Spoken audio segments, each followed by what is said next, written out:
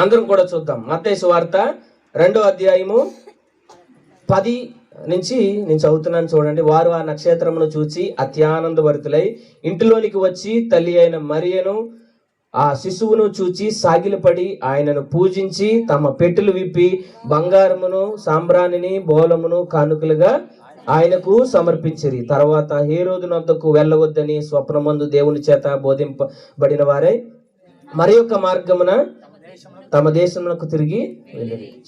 ఈ కథ అంతా అందరికీ తెలుసు కదండి, మళ్ళీ చెప్పవలసిన లేదు కదా.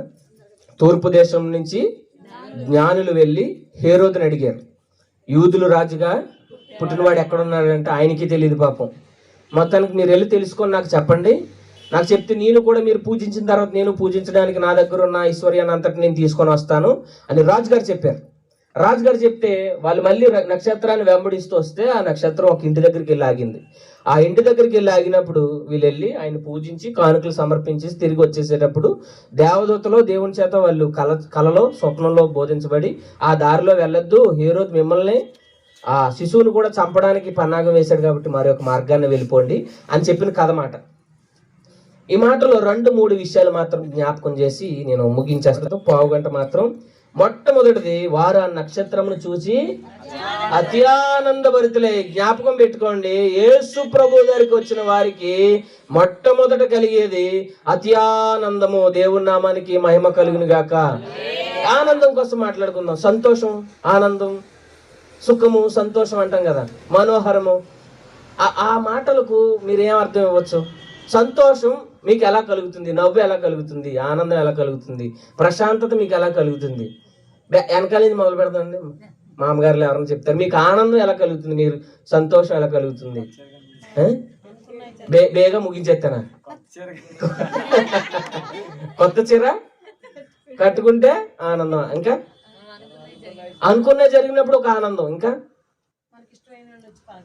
ఇష్టమైన వాళ్ళు వచ్చి పలకరించినప్పుడు ఒక ఆనందం, ఇంకా అండి చూసారా? ఆనందానికి చాలా ఫెసిలిటీస్ ఉన్నాయి కదా. ఇప్పుడు మన తమ్ముని చంటోని అడిగాం అనుకోండి, నాకు మంచి కేకు లేకపోతే ఒక మంచి బ్యాట్, స్పోర్ట్స్ టాయ్స్ కొంటే గింతలేస్తుంటారు. పెద్దవాళ్ళకి ఎలా కాదు కానీ మనకు లిప్స్టిక్ లేకపోతే మంచి కాస్మెటిక్స్, అది కొద్దిగా పెద్దగా వెళ్ళాం అనుకోండి గోల్డ్, అది కదా. ఒక్కొక్క ప్రాంతానికి ఒక్కొక్క ఏజ్కి సంతోషము, సుఖము, ఆనందం అనేది వయసుని బట్టి మారుస్తూ పెరుగుతూ వస్తా ఉంది కదా. బైబిల్ గ్రంథంలో వీళ్ళని ఏమని పిలిచారు? ఆనందపడిన వారు ఎవరు? జ్ఞానులు కదా. ఈ విషయం కోసం ధ్యానించేటప్పుడు పాత నిబంధనలో ఒక జ్ఞాని కనబడ్డాడు. ఎవరు? సొలొమోను గారు. ఎవరండి? సొలొమోను గారు ప్రసంగి గ్రంథం 2వ అధ్యాయంలో మాట అంటాడు. తన హృదయంతో తాను అంటున్నాడు, హృదయమా సంతోషం ఏ విధంగా ఉంటుందో నేను నిన్ను పెట్టి ప్రయోగిస్తాను అంటాడు. ఏమంటాడు? ఒకసారి చదువుదామా? ప్రసంగి గ్రంథము 2వ అధ్యాయము 1-2 వచనాలు. కానీ నిన్ను అంటే హృదయం, కానీ నిన్ను సంతోషము చేత పరీక్షించి చూస్తాను, నువ్వు మేలులను అనుభవించి చూడుము అని నేను నా హృదయంతో చెప్పుకుంటుంది. చాలండి. 2వ అధ్యాయం మొత్తం చదవండి. సొలొమోను రాశాడు మాట. ఇది దావీదు కుమారుడు కదా సొలొమోను. దావీదు కుమారుడైన సొలొమోను రాసిన 2వ గ్రంథం ప్రసంగి. ఈ ప్రసంగిలో ఈయన మాట్లాడే మాటలు ఏంటంటే, ఆయన అంటున్నాడు దేవుడు అతనికి ఫుల్గా జ్ఞానం ఇచ్చేసిన తర్వాత ఈ మాటలో ఆయన అంటున్నాడు తన హృదయంతో, హృదయమా నిన్ను రకరకాల పరిస్థితుల్లో పెట్టి సంతోషం అంటే ఏ విధంగా ఉంటుందో నువ్వు అనుభవించి నాకు చెప్పు, దానికి నేను ఒక డెఫినేషన్, ఒక నిర్వచనం రాస్తాను అని సొలొమోను గారు అంటున్నారు. ఏమన్నారు? తన హృదయంతో సంతోషం అంటే ఏ విధంగా ఉంటుందో రకరకాల పరిస్థితులు నువ్వు అనుభవించి నాకు చెప్పు, అది సంతోషం అని నేను రాస్తాను అంటున్నాడు. ఆ కింద చదువుకొని వెళ్తే ఆయన ఏ విధములుగా సంతోషం కోసం తన హృదయాన్ని, తన జీవితాన్ని పణంగా పెట్టి సంతోషాన్ని తన జీవితంలో ప్రయోగించాడో కనబడతా ఉంటది. దానికన్నా ముందు ఒక మాట చెప్తాను. ఆయన రాజ్యాన్ని ఏలడం ఆరంభించినప్పుడు సామెతలు రాశాడు. ఆయన ముసలి వయసుకు వచ్చేటప్పటికి, పెద్ద వయసుకు వచ్చేసేటప్పటికి ప్రసంగి రాశాడు. జ్ఞాపకం పెట్టుకోండి. మొదటిన ఏం రాశాడు? సామెతలు రాశాడు. ఆయన మొత్తం పడిపోయి విగ్రహారాధనలోకి వెళ్ళిపోయి రకరకాల పాపాలు చేసిన తర్వాత మళ్ళీ ఏమైందో తెలియదు ఆయనకి. అదంతా మనకు అనవసరం. అప్పుడు ఏం రాశాడు? ప్రసంగి రాశాడు. ఈ రెండు గుర్తుపెట్టుకోమని కాదు, తాత అయిన సొలొమోను. ఎవరు? తాత అయిన సొలొమోను చెప్తున్నాడు ఒక అనుభవంతో, నేను నా హృదయంతో ఏమన్నానంటే, రకరకాల పరిస్థితుల్లో నేను పెట్టి సంతోషం అంటే ఏంటో నువ్వు అనుభవించి చెప్తే నేను రాస్తానని చెప్పాను. అవి ఏంటేంటో తెలుసా? మొదటిది సంపద. రెండోది ఏమిటో తెలుసా? అధికారం. రెండోది ఏమిటి? అధికారం. మూడోది ఏమిటో తెలుసా? వ్యభిచారం. వ్యభిచారం. మొదటి చెప్తున్నాను ఏమిటండి? సంపద. ఆయన అంటాడు, నేను వెండి బంగారాలు సంపాదించుకున్నాను, వజ్ర వైడూర్యాలు సంపాదించుకున్నాను, ఎక్కడెక్కడో ఉన్న రాతుల్ని రత్నాలన్నిటినీ సంపాదించుకున్నాను, కానీ సూర్యుడి కింద అంతా వ్యర్థమైపోయింది అంటాడు. మళ్ళీ రాస్తాడు, నా దగ్గర పశు వ్యాధులు ఉన్నాయి, నా దగ్గర ఉన్నంత సంపద, పశువులు, పంట ఎవరి దగ్గర లేదు, కానీ నాకు ఆనందం రావట్లేదు. మొదటిది పోయే. తాత అనుభవజ్ఞుడు చెప్పే మాట. ఒక అనుభవం కలిగిన తాత తన జీవితాన్ని అంతటిని వెచ్చించి తన అనుభవంతో చెప్తున్నాడు. అబ్బాయి, యవనస్తులతో, మనందరితో, జీవితం అందరితో, సంపదలో సుఖం ఉందనుకుంటున్నావేమో, సంపదలో ఆనందం ఉందనుకుంటున్నావేమో, అందులో ఆనందం లేదు. నా జీవితాన్ని అందులో ఖర్చు పెట్టేశాను, అది పోయింది. అధికారం కోసం చూశాను, అంటే శాసనం మారిపోతుంది, నేను అంటే కొత్త శాసనం మొదలవుతుంది. రాజుగా 40 ఏళ్ళు పరిపాలించాను, సూర్యుని కింద ఇది వ్యర్థమని నాకు కనబడుతుంది. 10, 11 చదివితే అదే 2 అధ్యాయాలు ఉంటాయి. సూర్యుని కింద ఇది వ్యర్థమే, అదే కదా అని నేను మూడోది ప్రయత్నించాను. ఈ శరీరాశతో కూడి నేనేం చేశాను? 700 మంది భార్యలు తెచ్చుకున్నాను, 300 మంది ఉపపత్నులు తెచ్చుకొని, ఎవరో కూడా నా భార్యలు ఎవరో కూడా తెలియనంత మందిని నేను తీసుకొచ్చాను, కానీ సూర్యుని కింద ఇది కూడా వ్యర్థమే. అబ్బాయి, మరణ పడకలో ఉన్న ఒక తాత చెప్తున్నాడు, సంపదలో లేదు ఆనందం, అధికారం సంపాదించినప్పుడు, రాజరికం అనుభవించినప్పుడు లేదు ఆనందం, అలాగని శరీర కార్యాల్లో క్షణమాత్రం ఉండే సుఖాల్లో, వ్యభిచారంలో లేదు ఆనందం అని చెప్పి ఆయన అంటున్నాడు. బాల్యదినములందు 12వ అధ్యాయము 2వ వచనంలో, బాల్యదినములందు నీ సృష్టికర్తను స్మరణ తెచ్చుకో, అక్కడ ఉంది ఆనందం. ఎప్పుడు అంటున్నాడు తాత? ముసలోడు అయిపోయాక. ఎందుకు వచ్చిందండి తంతులు మనకందరికి? ఒక వ్యక్తి జీవితం నాశనం చేసేసుకొని ఆయన అంటా ఉన్నాడు, బంగారంలో లేదు సంతోషము, సుఖంలో లేదు సంతోషము, ఆ తర్వాత అధికారంలో లేదు సంతోషము. సంతోషం ఎక్కడైనా ఉన్నదేనంటే నీ సృష్టికర్తని నువ్వు స్మరణకు తెచ్చుకొని ఆయనని ఎన్కౌంటర్ చేసినప్పుడు ఒక రకమైన రక్షణ ఆనందం కలుగుతుంది కదా, అది నీకు నిజమైన సంతోషం. మరణ పడక మీద ఉన్నప్పుడు, చచ్చిపోయే స్థితిలో ఉన్నప్పుడు మీసం మెలేసి చెప్తావు, అవును నా యవ్వన దశలో నేను ఎవరిని తెలుసుకున్నాను? అత్యానందభరితుడైన యేసు ప్రభుని చూశాను. నేను సొలొమోను తాత చెప్పినట్లుగా ఈ 3 విషయాల్లో నా ఆనందాన్ని వెతుక్కోలేదు. ఎవరిని వెతుక్కున్నాను? యేసులో ఆనందాన్ని వెతుక్కున్నానని మరణించేటప్పుడు తొడగొట్టి మీసం మెలేసి చెప్పాలనుకుంటే ఈ 3 మనం ఆనందాన్ని వెతుక్కోకుండా ఎక్కడ వెతుక్కోవాలి? యేసులో వెతుక్కోవాలి. ఆ జ్ఞాని చేయలేని పనిని ఈ జ్ఞానులు చేశారు. ఏమి చేశారు తెలుసండి? వీళ్ళు తెలిసిన వాళ్ళందరూ కూడా ఏం చేశారు? కానుకలు తీసుకొని వెళ్ళారు. జ్ఞాపకం పెట్టుకోవాలి, కానుకలు తీసుకొని వెళ్ళారు. పైన చైనా పైన మంగోలియా అని ఒక ప్రాంతం ఉంది. ఏ ప్రాంతం? మంగోలియా అనే ప్రాంతం ఉంది. అక్కడ బార్బేరియన్స్ అని ఉంటారు, బందిపోటు దొంగలు. దారండిపోయే వాళ్ళందరూ దోచేసుకుంటుంటారు. వీళ్ళ దగ్గర ఇప్పుడు బంగారం ఉంది, బోళం ఉంది, సాంబ్రాన్ ఉంది. వీళ్ళ దేశాల్లో ఏదైతే విలువైంది ఉందో, వీళ్ళ దేశాల్లో ఏదైతే సంతోషం కలిగించేది ఉందో, వీళ్ళ దేశాల్లో ఏదైతే అధికారుల దగ్గర ఉందో అది ఉండేది. వీళ్ళు ఏం చేశారు తెలుసా? అందులో లేదు మాకు సంతోషం. సొలొమోను తెలుసుకున్నట్లుగా బంగారంలో లేదు, బోలంలో లేదు, అసలు తాగడంలో నాకు లేదు, ఆ సువాసన చూడడంలో నాకు లేదు, ఇవన్నీ నాకు అవసరం లేదు. ఎవరిలో ఉందంటే నాకు ఆనందం? యేసుబాబులో ఉంది ఆనందం. దేవుడి నామానికి మహిమ కలుగును గాక. బందిపోటు దొంగలు దాటుకొని 2 సంవత్సరాల దీర్ఘకాల ప్రయాణం తర్వాత అది చెప్తున్నారు, అయ్యా ఈ బంగారంలో లేదు నాకు సంతోషం, ఈ బోలంలో లేదు నాకు సంతోషము, ఈ యొక్క సాంబ్రాణిలో లేదు నాకు సంతోషము, నా సంతోషం అంతా నీవు నాకు ఇచ్చే రక్షణలోనే, నీ యొక్క రక్తములోనే అని తెలుసుకున్న వారినే బైబిల్ గ్రంథం జ్ఞానులు అని పిలుస్తుంది. దేవుడి నామానికి మహిమ కలుగు. జ్ఞానం అవ్వాలనుకుంటున్నావా? యేసులో సంతోషం ఎత్తుకుందాం. ఎక్కడ ఎత్తుకుందాం అండి? యేసులో ఎత్తుకుందాం సంతోషం. వాళ్ళ దగ్గర ఉన్నది ఆ బంగారం అంతా, అందులో సంతోషం ఉందని పాపం దావీదు కుమారుడైన సొలొమోను ఏం చేశాడు? తన జీవితాన్ని నాశనం చేసుకున్నాడు. ఏం చేశాడు? తాత అయిపోయిన తర్వాత అర్థమైంది, ఇందులో ఏది లేదు అబ్బాయి, ఇందులో ఏది దేవుణ్ణి తెలుసుకోవడంలో నా ఆనందం అని. మరణ పడక మీద ఉన్నప్పుడు తన జీవితాన్ని అంతనే పెట్టుకొని బాధపడతా ఉన్నాడు. నేను చేసిన తప్పులు మీరు ఎవ్వరూ చేయకండి అని తల పట్టుకొని బాధపడతా ఉన్నాడు.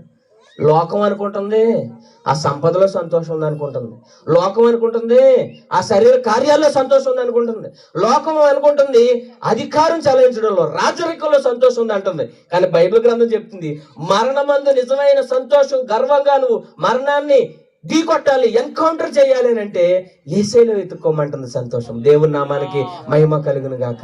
జ్ఞాపకం పెట్టుకోవాలి, మన నిజమైన సంతోషం, మరణం వరకు కొనసాగించే సంతోషము ఎక్కడుంది? యేసేలో ఉంది. యేసేలో ఆ సంతోషము కన్నీరు వచ్చినా ఇబ్బంది ఉండదు, బంగారం పోయినా సంతోషం పోదు, బోళం పోయినా సంతోషం పోదు, సాంబ్రాణి పోయినా ఆ సంతోషం పోదు. ఈ సంతోషాన్ని అంతటిని దేవుడి దగ్గర సమర్పించి దేవుడినే వాళ్ళు సంతోషంగా తీసుకొని తిరిగి వెళ్ళిపోతున్నారు. యేసయ్యలోనే సంతోషం ఎత్తుకొని తిరిగి వెళ్ళిపోతున్నారు. వాళ్ళకి దేవుడు ఇచ్చిన 2 ఫ్రీ గిఫ్ట్లు. 12వ వచనం చదువుకుందాం. తరువాత హేరోదునందుకు వెళ్ళవద్దని స్వప్నమందు దేవుని చేత బోధింపబడిన వారు మరి యొక్క మార్గమున తమ దేశమునకు తిరిగి వెళ్ళారు. మొదటి విషయం, వాళ్ళు వచ్చిన మార్గం మారిపోయింది. మొదటి విషయం ఏమిటండి? వారి వచ్చిన మార్గం మారిపోయింది. పాత మార్గం లేదు, వారి ప్రవర్తన మారిపోయింది, వారి చేష్ట మారిపోయింది, పాత రోత జీవితం గతించిపోయింది, నూతన సృష్టిగా వారు మార్చబడ్డారు. ఎందుకంటే వాళ్ళు ఎవరున్నారు? ఇప్పుడు యేసేలో వాళ్ళ ఆనందం ఉంది, యేసేలో వాళ్ళ సంతోషం ఉంది. కాబట్టి వారి ప్రవర్తన మారడం మొదలుపెట్టింది. 1960 తర్వాత కొంతమంది పెంతెకోస్తు మిషనరీలు ఇక్కడ పనిచేయడానికి వచ్చారండి. ఎవరండి? పెంటెకోస్టల్ మిషనరీస్, పరిశుద్ధాత్మ అనుభవం కలిగిన మిషనరీస్. వీళ్ళందరూ ఏం చేశారనంటే, అప్పటికి ఇక్కడ ఉన్న వాళ్ళందరూ కూడా కార్మిక వర్గం. దేవుని యొక్క వాక్యాన్ని లేకపోతే యేసు ప్రభు నమ్ముకున్న వాళ్ళు ఎవరు? కార్మిక వర్గం. వీళ్ళ దగ్గర ఉన్నదంతా ఏంటంటే, వాళ్ళు కూలి పని అంతా చేసేసి ఆ నొప్పులు భరించడం, సారా కాస్తే వాళ్ళ దగ్గరికి వెళ్ళి ప్యాకెట్లు కొనేసి శుభ్రం తాగాడు, ఇంటికి వచ్చి వాళ్ళ భార్యని పిల్లని చితకబాదేయడం, ఇది వాళ్ళ పని. అది గమనించిన ఈ క్రైస్తవ పెంతెకోస్తు మిషనరీలు ఎంతో భారభరితం కలిగి వాళ్ళకి నీతి నేర్పించి, మంచితనం నేర్పించి త్రాగుడిని మార్చేశారు. యేసు ప్రభువులో ఆనందం ఉంది, సారాలో లేదు, తాగుడులో లేదు, ఈ గుడుంబాలో లేదు, ఈ గంజాలో లేదని నేర్పించి ఏం చేశారో తెలుసా? వారి కుటుంబాన్ని మార్చేశారు. పాకలు జాగ్రత్తగా మేళనవ్వడం మొదలుపెట్టాయి, పిల్లలు స్కూల్కి వెళ్ళడం మొదలుపెట్టారు. ఇది మొదటి ప్రవర్తనలో పరివర్తన. రెండోది ఎలా మారిందో తెలుసా? మార్గం, ముందు తాగేసిన తర్వాత వాళ్ళు ఏం చేసేవారు అంటే వారి భార్యను కొట్టేసేవారు, వారి పిల్లలు కొట్టేసేవారు. ఇప్పుడు దాన్ని మార్చేసి ఈ మొరటోడిని ప్రైజ్ లాట్ చెప్పడం నేర్పించారు. ఏం చెప్పడం నేర్పించారండి? ఎలా వచ్చింది అనుకుంటున్నారు ప్రైజ్ లాట్? చాలా మంది క్రైస్తవ మిషనరీలు వాళ్ళ యొక్క సుఖ జీవితం కాదని, ఇక్కడ ఎవరో ఒక కుటుంబం సారా చేత నాశనం అయిపోతుందని తీసుకొచ్చి వాడి ప్రవర్తన మార్చాలి, వాడి మాట మార్చాలి, వాడి గౌరవం నేర్పించాలని తీసుకొచ్చిన మాట ప్రైజ్ లాట్. ఒక క్రైస్తవుని చూడగానే ముందు ఈ తాగుబోతు తర్వాత నుంచి ఏం చెప్తున్నాడు? ఈసారి అయ్యగారు ప్రైజ్ లాట్ అంటున్నాడు. జనాలు వెళ్ళిపోతున్నారు. నిన్నటి వరకు ప్రైజ్ లాట్ కాదు పోరా అని తిట్టువాడు, ఈసారి ఏమంటున్నాడు? Praise Lord. మార్గం మారిపోయింది. యేసయ్యలో మార్గం మారిపోతుంది. దేవుడి నామానికి మహిమ కలుగుగాక. యేసయ్యని రుచి చూసినప్పుడు మార్గాలు మారిపోతాయండి. ఇది మొదటిది. రెండోది చాలా ప్రత్యేకమైనది, చాలా ప్రత్యేకమైనది. మళ్ళీ ఒకసారి చదువుదాం, ముగించేస్తాను ఒక 2 నిమిషాలు. మళ్ళీ అదే మాట, తరువాత హేరోదునకు వెళ్ళవద్దని స్వప్నమందు దేవుని చేత బోధింపబడిన వారే. చప్పట్లు కొడదాం, దేవుడి నామానికి మహిమ కలుగుగాక. ఇక్కడున్న మాట ఏమిటో తెలుసా? యేసుని కలిగి ఉన్న పిల్లలకు దేవుడు కాపుదల ఇస్తాడంట. దేవుడి నామానికి మహిమ కలుగును గాక. ఒరు బాబు, మీరు వెళ్ళిన దారంతా హేరోదు బట్లు కాసేశారు, మిమ్మల్ని చంపేయాలి, మీరు పూజించిన యేసు బాబుని చంపేయాలని ఎవరు కాశారు? హేరోదు బట్లు కాసేశారు. ఆ దారిని వెళ్ళొద్దు, మరొక దారిని వెళ్ళండి అని వారి ప్రాణానికి అడ్డు వేసింది ఎవరు? యేసు ప్రభు. దేవుడి నామానికి మహిమ కలుగును గాక. యోబుతో గొడవాడుతూ ఉంటే యోబుని ఏదో రకంగా నాశనం చేసేయాలని యేసు ప్రభుతో దేవుడితో సాతాను గొడవాడుతూ మాట అంటుంది, ఆయన చుట్టూరు నువ్వు వేసిన కంచె తీసే. ఆ కాపుదల ఎప్పుడు వస్తుందనంటే నా హృదయంలోనికి యేసయ్య యొక్క ఆనందం వచ్చినప్పుడు, నేను యేసయ్యని తీసుకున్నప్పుడు దేవుడు నాకు ఇచ్చే గిఫ్ట్ ఏంటో తెలుసండి? ఈ లోకం వద్దయ్యా, దానిలో ఉన్న ఆశలు నాకు వద్దయ్యా, బంగారము బోళము సాంబ్రాణి కాదయ్యా నాకు ఉండాల్సింది నీవేనయ్యా అని గనక నేను గనక దేవుడిని గనక స్వీకరించినట్లయితే దేవుడు నాకు ఇచ్చే ఒక ఫ్రీ గిఫ్ట్ కాపుదల. ఏమిస్తాడండి? ఆటోల మీద మనం రాసేస్తాం, నీ రాకపోకలేందు అది నిజంగా నా జీవితంలో నెరవేర్చబడాలంటే, నిజంగా నా జీవితంలో అటువంటి విధంగా దేవుడు కాపుదల కాయాలి అని అంటే, నా సంతోషాన్ని నేను ఎక్కడ ఎత్తుక్కోవాలి? దేవునిలో ఎత్తుక్కోవాలి. నా సంతోషాన్ని దేవుని సన్నిధిలో ఎత్తుక్కోవాలి, దేవుని మందిరంలో ఎత్తుక్కోవాలి, పాటలు పాడడంలో వెతుక్కోవాలి, వాక్యాన్ని చదవడంలో వెతుక్కోవాలి, ఆరాధన చేయడంలో వెతుక్కోవాలి, పరిచర్య విషయంలో వెతుక్కోవాలి. ఎందుకనంటే మరణం వరకు మనల్ని గర్వంగా నడిపించేవి, నిత్యం వరకు వచ్చేవి ఈ విషయాలే. నా పాటల బ్రతుకు, నా ఆరాధన జీవితం, నా పరిచర్య, నేను ఎంతవరకు వాక్యాన్ని చదువుతున్నాను, వాక్యాన్ని ఎంతవరకు నేను వింటున్నాను, అందులో నాకున్న ఆనందము, అందులో నాకున్న సంతోషము. నాకు దేవుడిచ్చే గిఫ్ట్ ఏమిటండి? కాపుదల. మర్చిపోకూడదు. జ్ఞానులకి తెలియకుండా దేవుడిచ్చిన గిఫ్ట్ దృశ్యమైనవి చాలా ఇచ్చేసారు. యేసుబాబు గారు ఏం చేసుకున్నారో తెలియదు, ఎక్కడన్నా బంగారం పెట్టుకున్నట్టుందా? సంఘానికి ఆయన ఏం నేర్పిస్తున్నాడు అని అంటే, పేతురు పత్రిక, తిమోతి పత్రికల్లో, అయ్యా విలువైన వస్త్రముల చేత కానీ, జల్లెడ అల్లుకొనట చేత కానీ, బంగారం చేత కానీ, ముత్యముల చేత కానీ అల్లుకొనక, సత్ప్రవర్తన అనే అలంకారం చేతనే, మంచి గుణము చేతనే మీ హృదయం అనే అలంకారం మీరు చేసుకోండి అని సంఘానికి నేర్పిస్తూ ఉంటా. బంగారం ఆయనకి ఎందుకు? అంతే కదండి. కానీ వాళ్ళు కానుకలు అర్పించగానే అదృశ్యమైన నిత్యమైన కాపుదల అనే గిఫ్ట్ వీళ్ళు పొందుకున్నారు. ఆ విధంగా పొందుకోవాలంటే నిత్యమైన యేసు ప్రభుని నేనేం చేయాలి? నా హృదయంలోనికి ఆహ్వానించి ఆయనలో సంతోషం ఉందని నేను తెలుసుకోవాలి. ఆయనలోనే నిజమైన ఆనందం ఉంది. డబ్బు లేదా బాధపడద్దు, మనకి ఎవరున్నారు? యేసయ్య ఉన్నాడు. పోషించేవాడు ఆయనే కదా. మన కడుపుకి ఏం కావాలో తెలుసు, మన శరీరానికి ఎంత అది ఆరోగ్యం కావాలో తెలుసు, ఈ ప్రకృతిని మన కోసం ఏ విధంగా మార్చాలో తెలుసు. ఒక్కోసారి పుసుకుమని అక్కడ వర్షం పడుతుంది, ఇక్కడ వర్షం పడుతుంది, ఇక్కడ మీటింగ్ ఉన్నప్పుడు వర్షాలు పడవు. ఆయన ఈ ప్రకృతిని ఏ విధంగా మార్చాలో తెలుసు. దురాత్మ అంధకార శక్తుల మీద ఆయనకి మన జోలికి రాకూడదని అధికారము తెలుసు. ఇటువంటి ఒక కంచె మనకి కావాలి అని అంటే యేసయ్యలో నేనేం చేయాలి? సంతోషాన్ని వెతుక్కోవాల్సిన ప్రార్థన చేసి దైవజనులకు సమయాన్ని చెప్దాం. పరిశుద్ధుడా, ప్రేమగల రాజా, దయగల తండ్రిని ఘనమైన నామానికి స్తోత్రాలు చెల్లించుకుంటున్నాం. ప్రభువా, పరిశుద్ధాత్మ దేవుడా, మీరు మాతో మాట్లాడిన విధానాన్ని బట్టి వందనాలయ్యా. నాయనా ప్రభువా, జ్ఞానులు నాయనా దూర ప్రాంతం నుంచి వచ్చారు. వాళ్ళ దగ్గర ఉన్న బంగారంలో కానీ, వారి దగ్గర ఉన్న ఐశ్వర్యంలో కానీ, వారి దగ్గర ఉన్న అధికారంలో కానీ, వారి దగ్గర ఉన్న బోళము తాగడంలో కానీ ప్రభువా నాయన వారి సంతోషాన్ని వెతుక్కోలేదు. నిన్ను చూసినప్పుడు వాళ్ళకి అత్యానందం కలిగింది, నిన్ను పూజించాలనిపించింది, నిన్ను ఆరాధించాలనిపించింది, నీకు కానుకలు సమర్పించాలనిపించింది, అందులో వాళ్ళకి ఆనందం కలిగింది నాయన. అటువంటి ఒక గొప్ప వ్యక్తులకు తండ్రి తిరిగి వారి ప్రవర్తన మీరు మార్చేశారు, మంచి ప్రవర్తన దయచేశారు, మరొక మార్గాన్ని వారిని క్షేమంగా ఇంటికి వెళ్ళే విధంగా కాపుదల వారికి దయచేశారు. అటువంటి ఒక వరము, అటువంటి ఒక గిఫ్ట్ మేము పొందుకోవాలంటే యేసయ్య మీ బలియాగంలో నాయన మీరు చేసిన ఆ యొక్క సాక్రిఫైస్ లో ప్రభువా మేము ఆనందాన్ని వెతుక్కోవడానికి, నీ నిత్యమైన సన్నిధిలో నీ సంతోషాన్ని వెతుక్కోవడానికి, నీ నిత్యమైన వాక్యములో ఆయన నీ యొక్క కృపను మేము ఎదుర్కోవడానికి మీ కృప అనుగ్రహించమని ఆయన ఇంతవరకు మాతో మాట్లాడిన దేవా, ఈ యొక్క వాక్యాన్ని మా హృదయాల్లో భద్రపరిచి దాని ప్రకారం నడిచే కృప మీరు మా అందరికీ అనుగ్రహించమని, మహిమా ఘనత ప్రభావాలు మీరు మాత్రం పొందుకోమని యేసు పరిశుద్ధ నామములో అడిగి వేడుకుంటున్నాం పరమ తండ్రి. ఆమేన్.